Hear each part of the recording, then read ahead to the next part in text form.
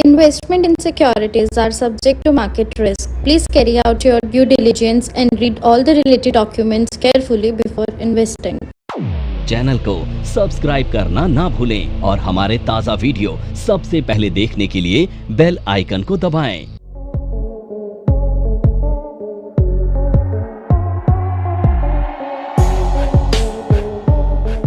मैं विनोद गौड़ NFA में आपका स्वागत करता हूं और आज हम जो टॉपिक डिस्कस करने वाले हैं वो ऑप्शंस ट्रेडर के लिए है। बेसिकली जो ऑप्शंस के जो प्रीमियम्स होते हैं वो किस तरीके से कैलकुलेट होते हैं। तो कभी सोचा है कि प्रीमियम्स को कैसे डिसाइड किया जाता है, ये प्रीमियम्स जो इंक्रीज और डिक्रीज होते हैं उसके क्या फैक्टर्स या क्या रीजंस होते हैं।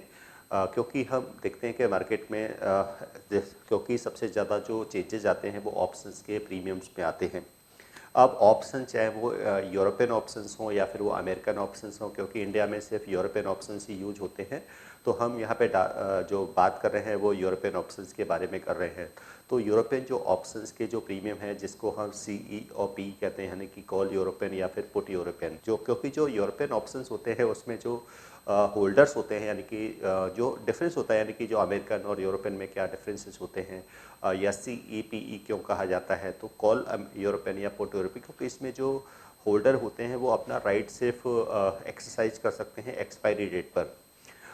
क्योंकि जो कॉल के थ्रू राइट टू बाई मिलता है या पुट ऑप्शंस के थ्रू राइट टू सेल मिलता है, सेम जो कॉल के बायर होता है उसके पास राइट टू बाई होता है, बट जो कॉल का सेलर होता है उसकी ऑब्लिगेशन होती है सेल करने की। सेम अगर कोई पुट का बायर है तो उसके पास राइट टू सेल होता है और जो पुट का सेलर होता है उसकी ऑब्लिगेशन होती है बाई करने की। लेकिन ये राइट एंड ऑब्लिगेशन वाला जो कंसेप्ट है ये अकॉर्डिंग टू एक्सपायरी है। अब क्योंकि यहाँ पर कोई भी राइट एक्सपायरी से पहले यूज़ नहीं होता, तो एक्सपायरी से पहले राइट एंड ऑब्लिगेशन या तो ट्रांसफ़र होती हैं या फिर पोजीशन क्लोज होती है, जिसको हम OI की टर्म्स में देखते हैं। जैसे कि देखते हैं कि जो OI होता है वो इंक्रीज भी होता है, OI अनचेंज भी होता है, OI डिक्रीज भी होता है, बट जो राइट यूज होते हैं लास्ट टाइम पर। बट जो ऑप्शंस के जो प्रीमियम्स होते हैं वो डेली बेसिस पर चेंज होते रहते हैं। तो क्या ऐसे फैक्टर्स हैं, जिस रीजन्स हैं जिसके बेसिस पर ऑप्शंस के प्रीमियम्स में चेंजेस आते हैं। तो इसके 5 ऐसे फैक्टर्स या रीजन हैं जिसके बेसिस के ऑप्शंस के प्रीमियम्स में चेंजेस आते हैं, यानी कि प्रीमियम इंक्रीज और डिक्रीज होते हैं। डिमांड और सप्लाई का फैक्टर तो रहता ही है, बट अदर जो फैक्टर्स होते हैं जो ऑप्शंस के प्रीमियम के, तो इसमें सबसे फर्स्ट जो फैक्टर आता है, यानी कि जो हम कैलकुलेशन देखते हैं जो ऑप्शंस के प्रीमियम की होता है स्पॉट प्राइस, यानी कि ये फर्स्ट फैक्टर होता है जिसके बेसिस पर ऑप्शंस के प्रीमियम्स में चेंजेस जाते हैं। सेकंड जो फैक्टर होता है वो होता है उसका स्ट्राइक प्राइस, यानी कि सेकंड फैक्टर क्या है, वो है स्ट्राइक प्राइस, यानी कि ये सेकंड फैक्टर होता है जिसके बेसिस पर ऑप्शंस के प्रीमियम चेंजेस होते हैं। और थर्ड जो फैक्टर होता है वो होता है उसकी वॉलेटिलिटी, यानी कि जो अंडरलाइंग के प्राइसेस की जो वॉलेटिलिटी है उसके बेसिस पर भी ऑप्शंस के जो प्रीमियम्स होते हैं वो इंक्रीज और डिक्रीज होते हैं। और जो फोर्थ जो फैक्टर होता है वो होता है ऐसे कोर्स के बारे में बात करना चाह रही हूं जिस कोर्स को करने के बाद आपके लिए सारे दरवाजे खुल जाते हैं। आप जो करना चाहें वो कर सकते हैं।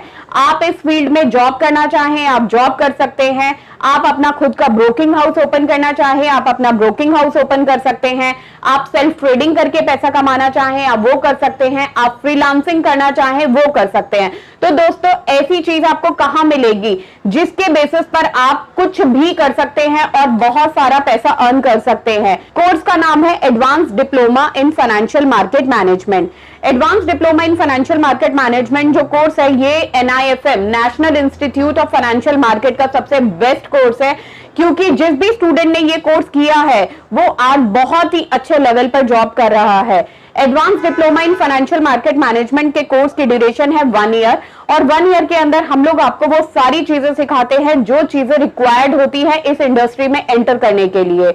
इस कोर्स के 5 लेवल्स होते हैं जिसमें हम लोग बेसिक से लेके एडवांस तक सब चीजें सिखाते हैं। और दोस्तों हमारे यहाँ पे जो हमारे टीचर्स हैं वो बहुत ही एक्सपीरियंस टीचर्स हैं। 15-15, 20-20 साल के साथ उनका एक्सपीरियंस है और उनको इसी मार्केट का एक्सपीरियंस है। प्रैक्टिकली वो लोग आपको टीच करेंगे और they are very down to earth. आपको किसी भी टाइम पर कोई भी डाउट है कोई भी क्वेरी है, आप एक चीज को अगर 10 बार भी पूछेंगे तो वो आपको बड़ी ही इजीली आपके डाउट्स क्लियर करेंगे। टाइम यानी कि टाइम टू एक्सपायरी, यानी कि ये फोर्थ ऐसा फैक्टर होता है जिसकी वजह से ऑप्शंस के प्रीमियम्स इंक्रीज या डिक्रीज होते हैं। और फिफ्थ जो फैक्टर होता है वो होता है risk free rate of interest. Risk free rate of interest यानी कि ये 5 ऐसे फैक्टर होते हैं जिसके बेसिस पर ऑप्शंस के प्रीमियम्स में चेंजेस आते हैं। अब ये तो देख लिया ये 5 जो फैक्टर्स हैं जिसके बेसिस पर प्रीमियम्स आते हैं, बट किस तरीके से ये चेंज होते हैं।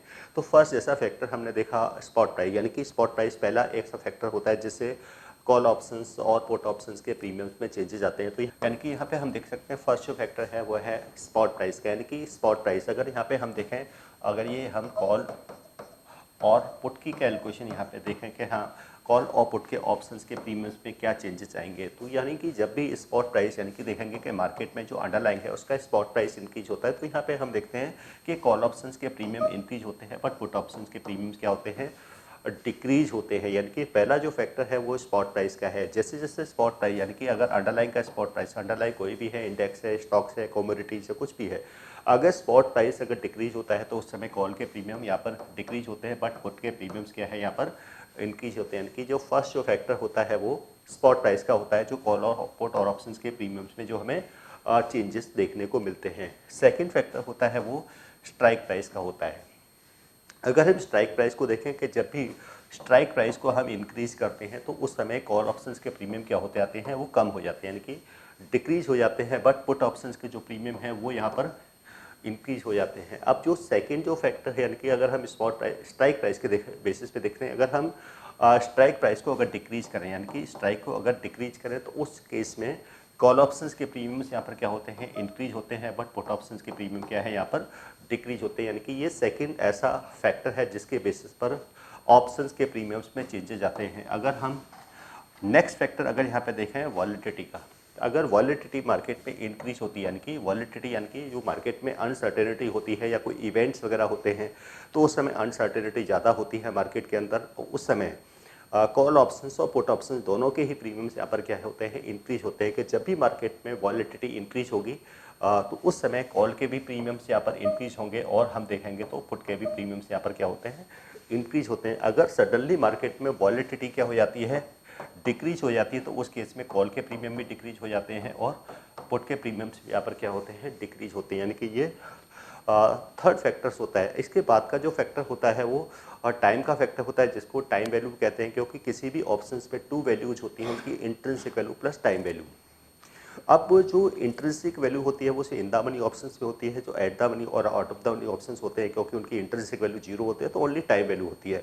But time value in the money में ITM की NIFM के पास बहुत सारे कोर्सेज हैं, जिनमें से एक कोर्स के बारे में मैं अभी आपको इस वीडियो के माध्यम से बताना चाहती हूँ। कोर्स का नाम है advance level of smart investor. ये जो कोर्स है उन्हीं लोगों के लिए बनाया गया है जो इस मार्केट में काम करना चाहते हैं, इस मार्केट से पैसा कमाना चाहते हैं। क्या क्या चीजें जरूरी होती हैं ट्रेडिंग करने के लिए या इन्वेस्टमेंट करने के लिए, वो सारी चीजें हम लोग अपने इस कोर्स के माध्यम से आपको सिखाते हैं।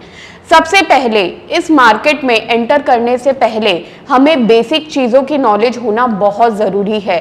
जैसे कि हमें पता होना चाहिए इक्विटी मार्केट क्या है, हमें पता होना चाहिए फ्यूचर एंड ऑप्शन मार्केट क्या है, कमोडिटी मार्केट क्या है, करेंसी मार्केट क्या है, इंडियन मार्केट्स क्या होती हैं, बाहर की मार्केट्स क्या होती हैं, उनमें किस तरीके से काम होता है, कैसे काम होता है, कैसे चीजों को खरीदना है, कैसे बेचना है।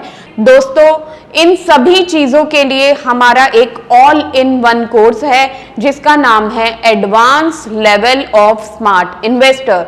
Advance level of smart investor के अंदर हम लोग 70% प्रैक्टिकल ट्रेनिंग देते हैं, आप खुद चीजों को प्रैक्टिकली समझ सकें। NIFM की बहुत सारी ब्रांचेस हैं। हमारे जो ट्रेनर्स हैं वो मार्केट के एक्सपर्ट्स हैं जिनके पास 15 से 20 साल का एक्सपीरियंस है। वो सारा का सारा एक्सपीरियंस आपको इस कोर्स के माध्यम से वो अपना शेयर करेंगे। होती है, ATM की भी होती है और OTM की भी होती है, और किसी भी ऑप्शंस की हाईएस्ट जो टाइम वैल्यू होती है वो एट द मनी पर होती है। अब ये डिपेंड करता है कि एक्सपायरी में, जितना एक्सपायरी में टाइम ज़्यादा होगा, यानी कि एक्सपायरी में टाइम ज़्यादा होगा तो उस समय कॉल ऑप्शंस के भी प्रीमियम हाई होंगे और पुट ऑप्शंस के प्रीमियम भी यहाँ पर क्या होंगे, हाई होंगे। बट अगर टाइम जैसे जैसे टाइम पास होता रहेगा, यानी कि एक्सपायरी नियर आती रहेगी, तो उस केस में कॉल के भी प्रीमियम डिक्रीज होते हैं और पुट के भी प्रीमियम डिक्रीज होते हैं। यानी कि टाइम वैल्यू का जो मेन लॉस होता है वो ऑप्शंस के बायर का होता है। यानी कि अगर वो किसी भी ऑप्शंस को कॉल को बाई करें या पुट को बाई करें, बाई करते ही उसकी टाइम वैल्यू क्या है, डिक्रीज होना स्टार्ट हो जाती है। अब जैसे कि जो स्पॉट प्राइस है वो उससे भी स्पॉट प्राइस के बेसिस पर प्रीमियम्स में चेंजेस तो होते हैं, यानी कि वॉलेटिलिटी के बेसिस पे भी होते हैं, क्योंकि जब वॉलेटिलिटी मार्केट में हाई होती है तो उस समय ऑप्शंस के जो प्रीमियम्स होते हैं वो काफ़ी हाई हो जाते हैं, ओवर वैल्यू हो जाते हैं। तो उस समय भी अगर सडनली मार्केट में वॉलेटिलिटी कम हो जाती है तो उस केस में भी सबसे ज़्यादा जो लॉसेस होते हैं वो ऑप्शंस के बायर को होते हैं। यानी कि जो ऑप्शन सेलर होते हैं उनके लिए एक बेस्ट टाइम होता है जब मार्केट में वॉलेटिलिटी हाई होती है, तो उसमें प्रीमियम हाई होते हैं, तो वहाँ पे उनको अच्छा प्रीमियम यहाँ पे रिसीव हो जाता है जब वो ऑप्शंस राइटिंग करते हैं, यानी कि ऑप्शन सेलिंग करते हैं। टाइम वैल्यू का भी बेनिफिट जो है वो ऑलवेज क्या है, ऑप्शंस के सेलर को ही मिलता है, क्योंकि ऑप्शंस के जो सेलर होते हैं और ऑप्शंस अगर हम कोई भी ऑप्शंस बाई करें, कॉल ऑप्शंस को बाई करें, पुट ऑप्शंस को बाई करें, टाइम वैल्यू क्या होती रहती है, डिक्रीज होती रहती है। तो यानी कि सबसे मेन जो लॉस है टाइम वैल्यू का वो ऑप्शंस बायर के लिए रहता है। अब जो फिफ्थ जो फैक्टर है वो इंटरेस्ट रेट का है, बट इंटरेस्ट रेट क्योंकि ये risk free rate of interest, यानी कि जो भी रेट ऑफ इंटरेस्ट में जो चेंजेस हैं वो डेली बेसिस पर नहीं होते हैं, तो इसका इम्पैक्ट बहुत ज़्यादा नहीं है। लेकिन फिर भी हम इसका एक एजम्पशन या एनालिसिस करना चाहें तो यानी कि इसका जो इम्पैक्ट है, जैसे मैंने कहा ज़्यादा नहीं है, बट फिर भी हम समझना चाहें कि जब भी रेट ऑफ इंटरेस्ट इंक्रीज होंगे तो उस टाइम पर अगर देखेंगे तो कॉल के प्रीमियम इंक्रीज होते हैं, बट पुट के प्रीमियम्स यहाँ पर क्या होते हैं, डिक्रीज होते हैं। अगर रेट ऑफ इंटरेस्ट यहाँ पर क्या होंगे, कम होंगे, तो उस समय कॉल के प्रीमियम यानी कि रेट ऑफ इंटरेस्ट कम होंगे तो कॉल के प्रीमियम भी डिक्रीज होंगे, बट पुट के प्रीमियम्स क्या होते हैं, ये इंक्रीज होते हैं। तो ये ऐसे 5 ऐसे फैक्टर्स या रीजन है जिसके बेसिस पर ऑप्शंस के प्रीमियम्स में चेंजेस आते हैं। तो किसी भी ऑप्शंस ट्रेडर के लिए, यानी कि जो ऑप्शंस ट्रेडिंग करते हैं, उनको ये समझना बहुत ज़रूरी है कि ऑप्शंस के प्रीमियम्स में जो चेंजेस आ रहे हैं वो किस बेसिस पे आ रहे हैं। और जो स्ट्राइक का सिलेक्शन करते हैं, मेनली जो ऑप्शंस के जो बायर्स होते हैं वो ऑलवेज क्या है, अगर वो डे ट्रेडर कर रहे हैं तो उनको आईटीएम ऑप्शंस को बाई करना चाहिए, आईटीएम कॉल को स्लाइटली आईटीएम, बहुत डीप आईटीएम भी नहीं, बट स्लाइटली आईटीएम कॉल को बाई कर सकते हैं, आईटीएम पुट को बाई कर सकते हैं। बट अगर पोजिशनल ट्रेडर है तो वहाँ पर फिर ओटीएम में भी बाई करके चल सकते हैं। बट जो ऑप्शंस राइटिंग है वो ऑलवेज ओटीएम ऑप्शंस की जाती है, क्योंकि उसकी रिस्क जो है ऑप्शन सेलर का कम हो जाता है जब वो ओटीएम या डीप ओटीएम ऑप्शंस की राइटिंग करते हैं। तो ये एक स्ट्राइक का जो सिलेक्शन होता है और उसके बेसिस पर जब अजम्पशन की जाती है। अब ये तो हमने 5 जो फैक्टर्स थे वो डिस्कस कर लिए कि किस बेसिस पर ऑप्शंस के प्रीमियम इंक्रीज और डिक्रीज होते हैं।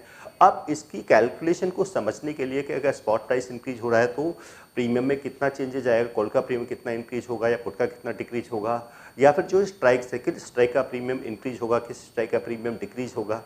इसके साथ साथ अगर वॉलेटिलिटी मार्केट में चेंजेस आते हैं, अगर इम्प्लाइड वॉलेटिलिटी किसी भी स्ट्राइक की अगर चेंज होती है तो उस स्ट्राइक के ऑप्शंस के प्रीमियम्स में कितने चेंजेस आ सकते हैं।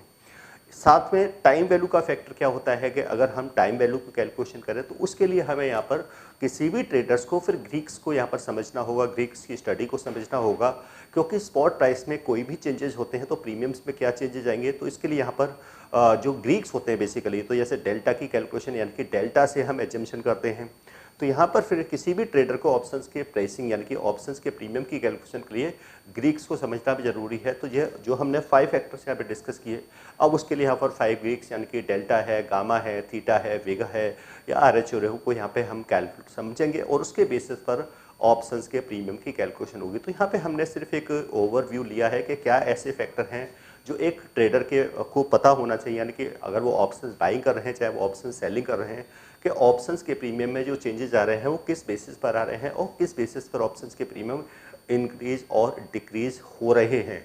अब इसकी कैलकुलेशन को समझने के लिए हम डेल्टा यानी कि ग्रीक्स को समझेंगे। अब ग्रीक्स के लिए 5 ग्रीक्स के बेसिस पर ही एक्चुअल में ऑप्शंस के प्रीमियम की कैलकुलेशन को हम समझ पाएंगे। तो वो नेक्स्ट वीडियो में हम 1 बाय 1 डिटेल्स में हम ग्रीक्स को भी समझेंगे कि डेल्टा के बेसिस पर ऑप्शंस के प्रीमियम किस तरह से कैलकुलेट होते हैं, या गामा का क्या इम्पैक्ट होता है। अगर हम देखें तो गामा की भी स्टडी, गामा को भी समझना बहुत ज़रूरी होता है किसी भी ट्रेडर के लिए, ऑप्शंस ट्रेडर के लिए। वॉलेटिलिटी का फैक्टर क्या है, किस तरीके से अगर परसेंटेज वाइज वॉलेटिलिटी में कोई चेंजेस आ रहे हैं तो उसका प्रीमियम पे क्या इम्पैक्ट हो रहा है, या 1 डे या पर डे के हिसाब से टाइम वैल्यू में क्या चेंजेस हो रहे हैं, या फिर 1% अगर रेट ऑफ इंटरेस्ट में चेंजेस हो रहा है तो उसका ऑप्शंस के प्रीमियम पर क्या चेंजेस होगा। तो इस चीज़ों को समझने के लिए हमें ग्रीक्स को समझना होगा। तो नेक्स्ट वीडियो में डेफिनेटली हम यहाँ पर ग्रीक्स के बारे में डिटेल्स स्टडी करेंगे, समझेंगे। तो आज की वीडियो में इतना ही, मिलते हैं फिर आपसे नई वीडियो में।